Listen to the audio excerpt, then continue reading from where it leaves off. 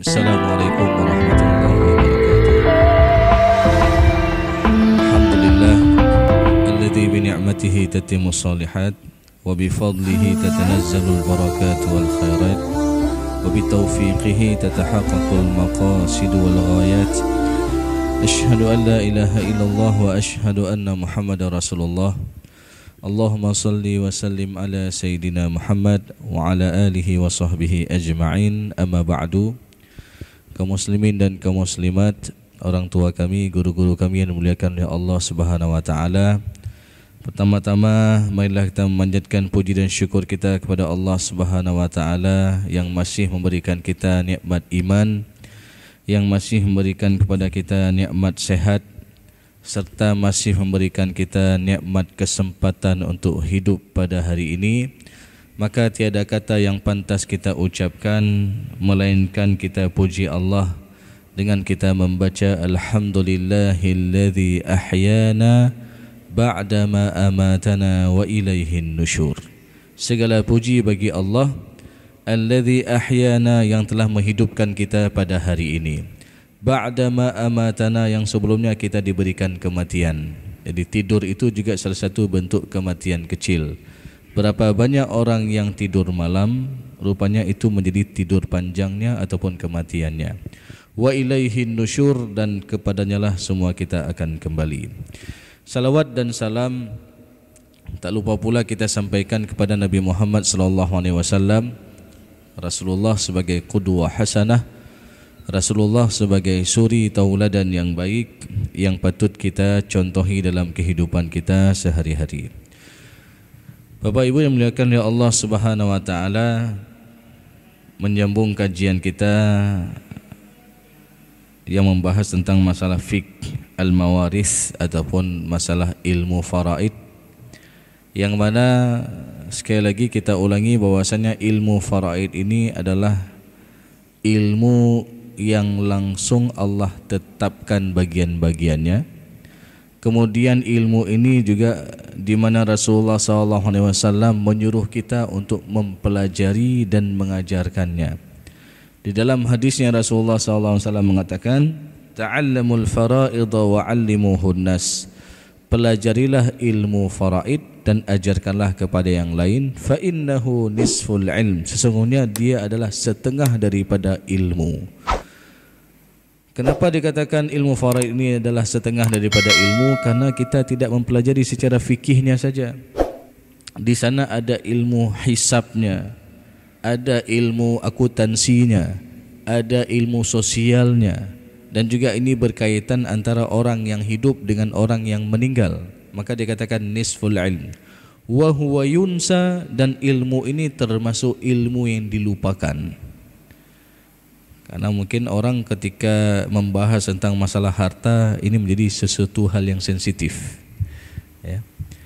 Padahal ya, ilmu ini juga salah satu bagian daripada bab fikih yang perlu kita perhatikan, sama seperti bab salat, bab taharah dan lain sebagainya. Wa huwa yunsa wa huwa awwalu syai'in yunza'u min ummati. Lalu Rasulullah SAW mengatakan bahwasanya ilmu tersebut juga salah satu ilmu yang paling awal dicabut daripada umatku.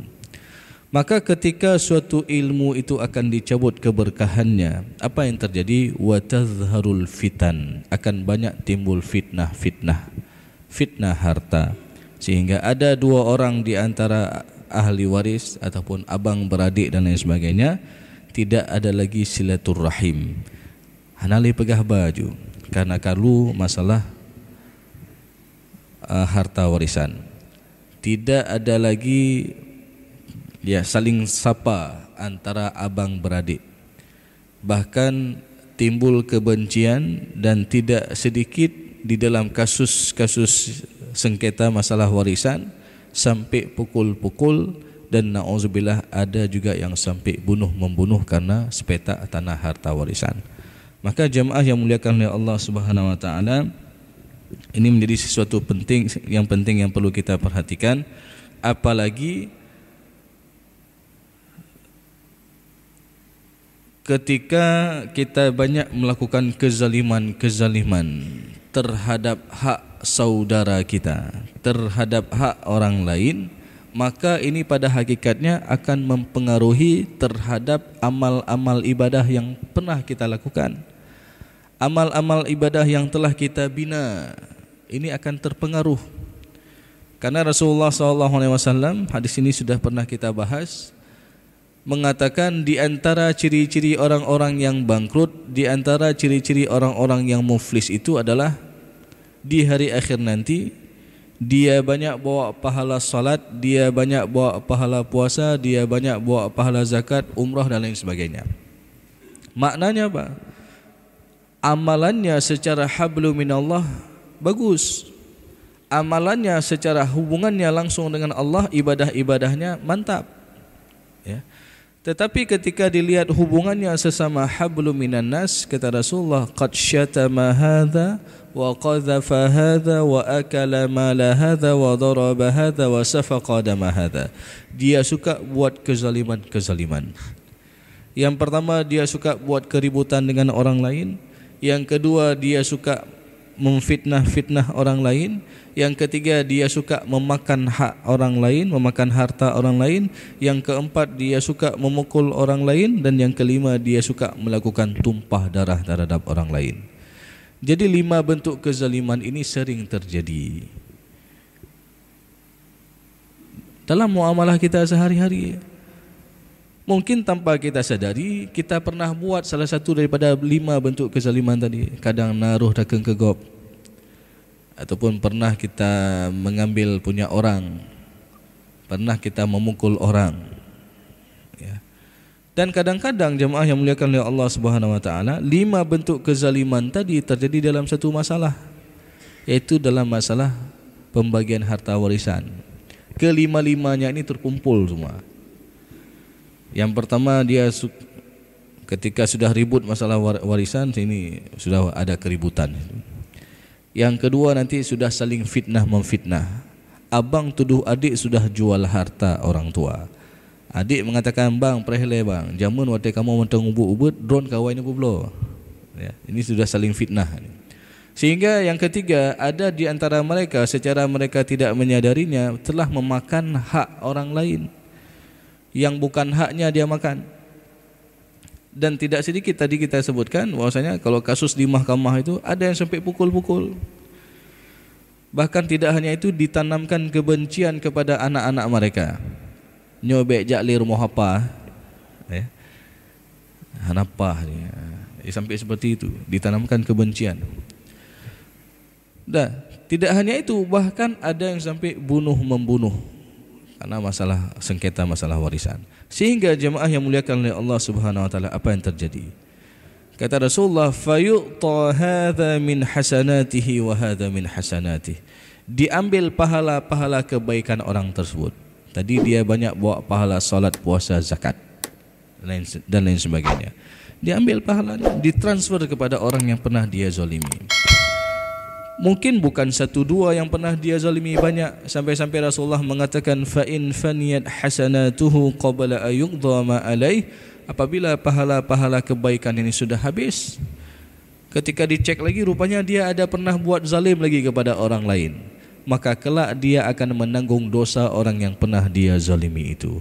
Thumma turiha finnar, kemudian dia dicampakkan ke dalam api neraka. Na'udzubillah min zalik. Makanya sebagaimana kita sebutkan tadi, ketika kita banyak buat kezaliman, maka itu pada hakikatnya akan mempengaruhi terhadap pahala ibadah yang pernah kita kumpulkan, akan mempengaruhi terhadap pahala ibadah yang telah kita bina pada sebelum-sebelumnya.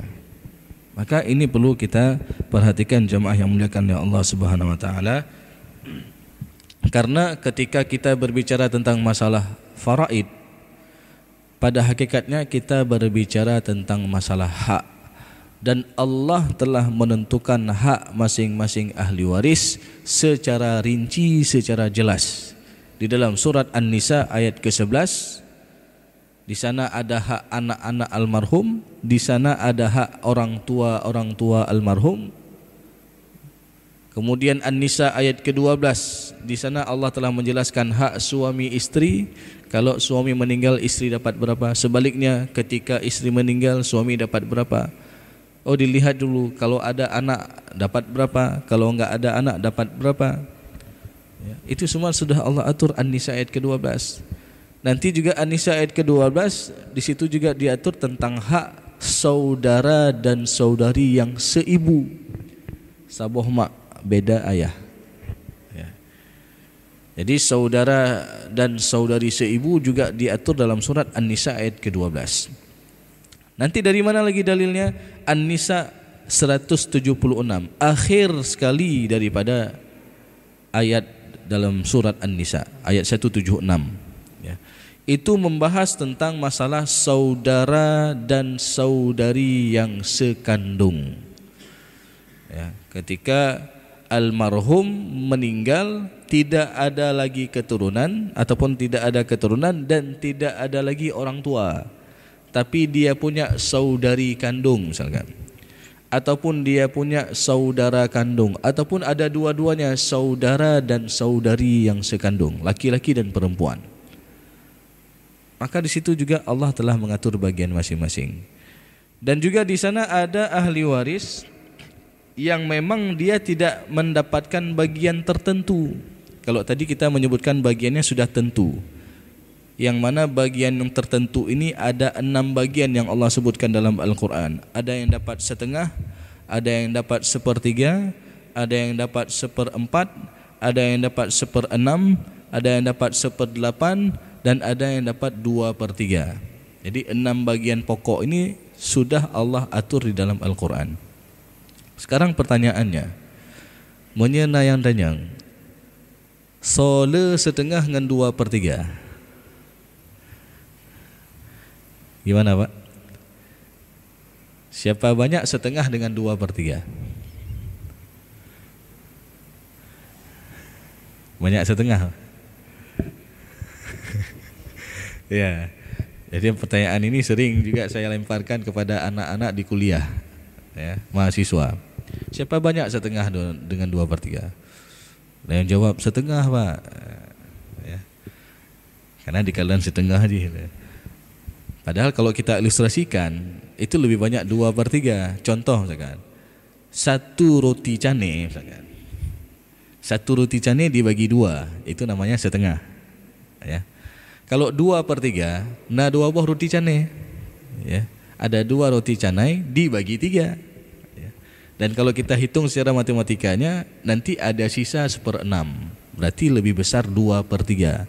Kalau 2/3 kurang setengah, ada sisa 1/6. Ya. Jadi ini secara matematikanya saja. Ya. Makanya tadi kita sebutkan, ilmu faraid ini adalah setengah daripada ilmu karena kita enggak pelajari secara fikihnya saja, tapi di sana ada ilmu hisab, ada ilmu matematikanya. Baik.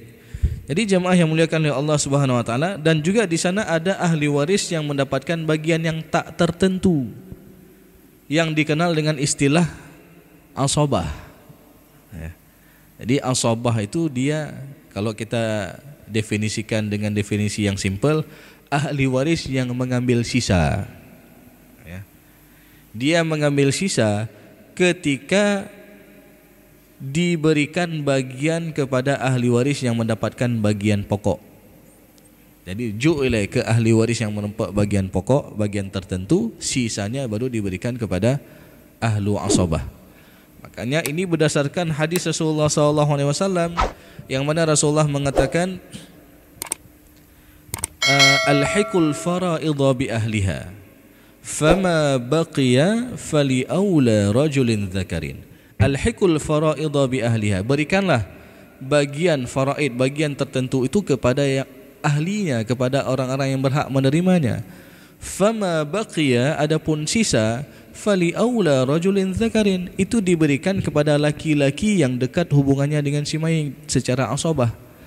Karena ahlu asabah itu, orang-orang yang mendapatkan asabah itu rata-rata semua dari laki-laki, ya. Maka disebutkan tadi rajulin zakarin, sudah rajul zakar lagi, ya. Ini untuk mempertegaskan, untuk mentakkidkan bahwasanya yang mendapatkan asabah itu tidak mesti laki-laki yang dewasa.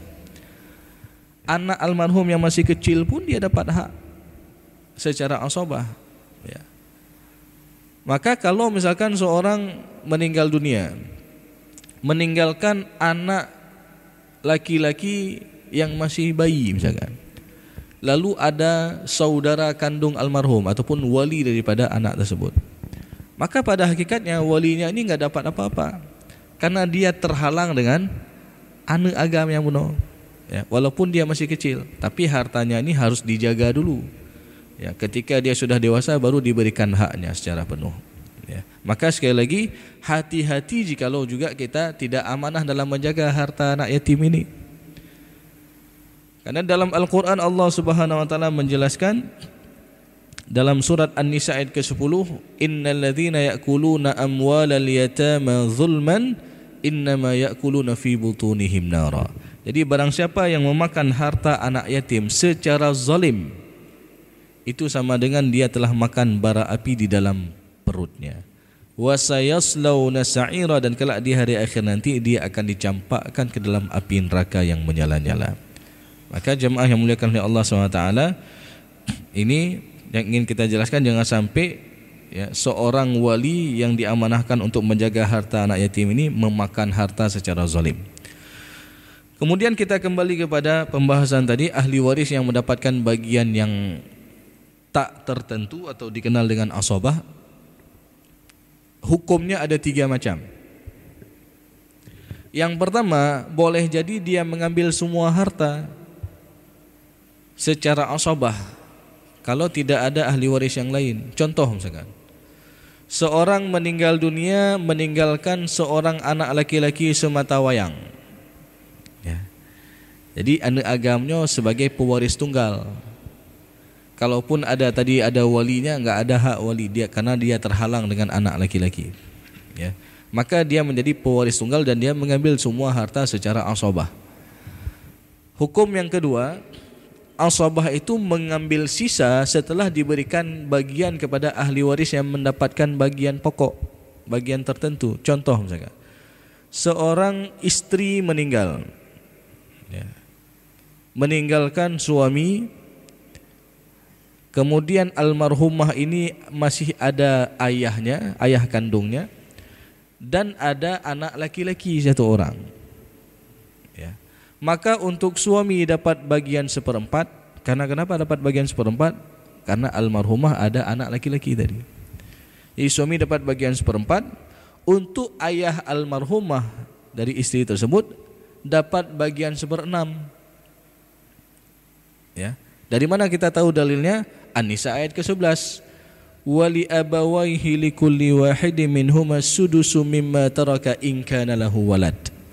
Jadi untuk orang tua almarhum, ayah dan ibu, ya, masing-masing mereka dapatkan 1/6 jikalau almarhum ada meninggalkan al-walad, keturunan, ya. Jadi ini juga menafikan ada sebagian orang menganggap, oh runci anak berempat li menyenana, salah, ya. Walaupun almarhum ada anak, orang tuanya masih ada hak. Dalilnya jelas An-Nisa ayat ke-11, ya. Baik, tadi 1/4 untuk suami, 1/6 buat ayah almarhum. Nah, untuk anak laki-laki almarhum dia mendapatkan sisa asabah, ya. Jadi jukle bagian untuk suami 1/4, ya. Untuk ayah almarhum dapat 1/6, sisanya baru diambil oleh anak laki-laki secara asabah, ya. Dan nanti hukum yang ketiga daripada asabah itu, boleh jadi asabah ini enggak dapat apa-apa. Li istighraqil mal, karena harta sudah habis diberikan kepada ahli waris yang dapat bagian pokok. Contoh misalkan, seorang meninggal dunia, meninggalkan suami, berarti istrinya yang meninggal, suami, kemudian almarhumah istrinya ini ada adik yang perempuan, ya, adik almarhumah yang perempuan 1 orang. Orang tuanya enggak ada lagi dan dia tidak punya keturunan misalkan. Kemudian ada paman. Paman berarti siapanya almarhum nih? Adik ayah ataupun abang ayah, ya, dari almarhum. Dalil almarhumah istrinya. Jadi ahli warisnya tadi suami, ada saudari kandung satu orang, dan ada paman, adik ayahnya. Ya. Maka bagian secara faraid untuk suami dapat bagian setengah. Karena kenapa? Almarhumah ini tidak punya keturunan. Ya. Maka suami dapat bagian setengah. Dalilnya dari mana? An-Nisa ayat ke-12. Walakum nisfu ma taraka azwajukum illam yakul lahunna walad. Baik, setengah untuk suami. Nah, untuk saudari kandung dia juga dapat bagian setengah. Ya. Adik almarhumah yang perempuan tadi. Dan ini disebutkan dalam Al-Quran tentang permasalahan kalalah. Siapa itu kalalah? Ketika seseorang meninggal dunia, dia enggak ada keturunan dan enggak ada lagi orang tua, tapi dia punya saudari kandung. Ya, ukhtun. Ya. Maka ini disebutkan dalam surat An-Nisa 176. Yastaftunak qulillahu yuftikum fil kalalah. Ini mru'un halaka laysa lahu waladun walahu ukhtun falaha nisfu ma tarak. Ya. Jadi ketika Nabi Muhammad SAW meminta fatwa, ya, kepada Allah Subhanahu wa taala tentang permasalahan kalalah. Lalu kalalah itu ini mru'un halak, seseorang yang meninggal, laysa lahu waladun, dia enggak punya keturunan. Dan ini juga tidak punya lagi orang tua. Walahu ukhtun, tapi dia punya ukhtun, saudari kandung. Ya. Falaha nisfu ma tarak, maka untuk saudari kandung itu dapat bagian setengah. Jadi suami dapat bagian setengah, saudari kandung juga dapat bagian setengah. Paman dalam kasus ini dia sebagai asabah. Anak merempuan siapa? Karena kenapa? Harta sudah habis diberikan kepada ahli waris yang dapat bagian tertentu tadi. Setengah dapat suami, setengah untuk saudari kandung. Paman dalam kasus ini enggak dapat apa-apa. Ini hukum asabah. Maka asabah itu ada 3 macam. Boleh jadi dia mengambil semua harta, boleh jadi dia mengambil sisa setelah diberikan kepada ahli waris yang dapat bagian pokok, baru kemudian boleh jadi dia enggak dapat apa-apa karena harta sudah habis diberikan kepada ahli waris yang dapat bagian tertentu. Jadi BNT ya berparang tu. Nyolon hak wali dah hak wali. Hanali kabeh. Ya. Karena secara haknya memang sudah tidak ada lagi. Karena ketika kita berbicara masalah faraid, tentu kita berbicara tentang masalah hak. Baik Bapak Ibu yang dimuliakan oleh Allah SWT, ini sebagai mukadimah saja.